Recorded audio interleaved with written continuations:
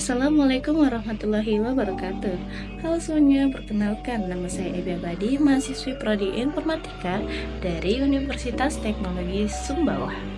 Oke, pada kesempatan kali ini saya akan menjelaskan apa itu CPU, kemudian perangkat apa aja sih yang terdapat pada CPU itu sendiri, dan input dan output itu apa sih? Oke, tanpa berlama-lama lagi, let's check it out. Pertama, apa itu CPU atau Central Processing Unit? CPU adalah komponen perangkat keras yang merupakan unit komputasi inti di sebuah server. Server dan perangkat pintar lainnya mengubah data menjadi sinyal digital dan melakukan operasi matematika. CPU adalah komponen utama yang memproses sinyal dan memungkinkan komputasi. CPU bertindak sebagai otak dari perangkat komputasi apapun. CPU mengambil instruksi dari memori, melakukan tugas yang diperlukan, dan mengirim output kembali ke memori. CPU menangani semua jenis tugas komputasi yang diperlukan agar sistem operasi dan aplikasi dapat berjalan.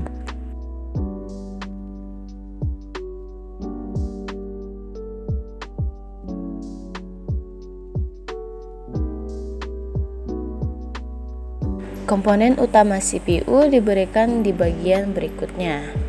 Pertama, unit kontrol, di mana unit kontrol mengelola pemrosesan instruksi dan mengkoordinasikan aliran data dalam CPU dan di antara komponen komputer lainnya.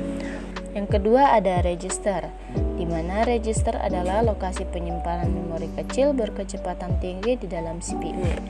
Register menyimpan data yang sedang dikerjakan CPU dan memfasilitasi akses cepat ke data. Kemudian yang ketiga adalah ALU atau unit logika aritmatika, di mana tugasnya melakukan operasi aritmatika dasar serta operasi logis pada data. ALU menerima data dari register dalam CPU, memprosesnya berdasarkan instruksi dari unit kontrol dan menghasilkan hasil lainnya. Yang keempat adalah unit manajemen memori.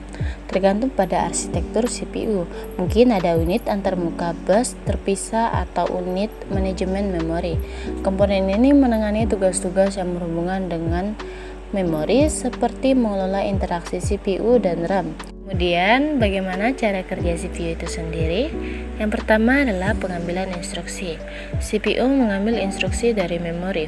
Instruksi adalah kode biner yang merepresentasikan tugas atau operasi tertentu untuk CPU. Yang kedua adalah pemrosesan instruksi.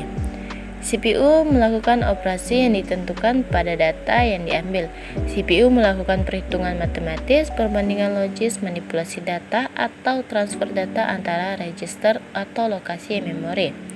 Dan yang terakhir adalah penyimpanan hasil.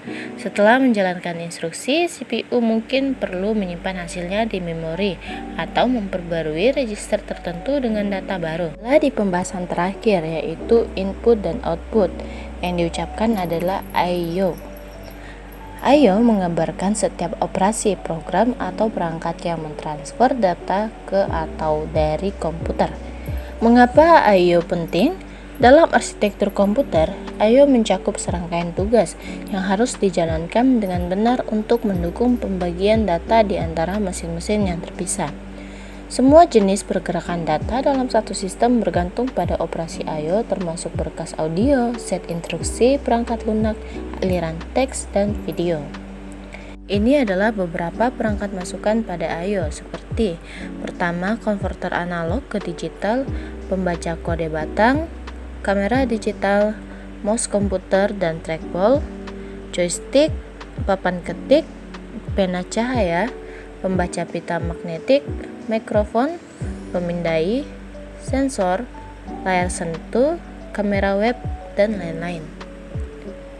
Ada juga perangkat keluaran pada I/O seperti yang pertama adalah pembaca braille, tampilan monitor tabung sinar katode, kartu grafis, handphone, printer dan plotter, proyektor, dan lain-lain.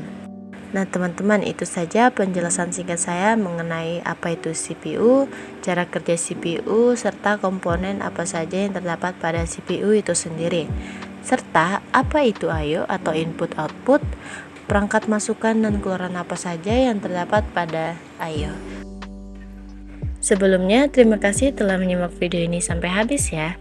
Akhir kata dari saya, jikalau ada kesalahan mohon dimaafkan karena saya hanyalah manusia biasa. Wassalamualaikum warahmatullahi wabarakatuh.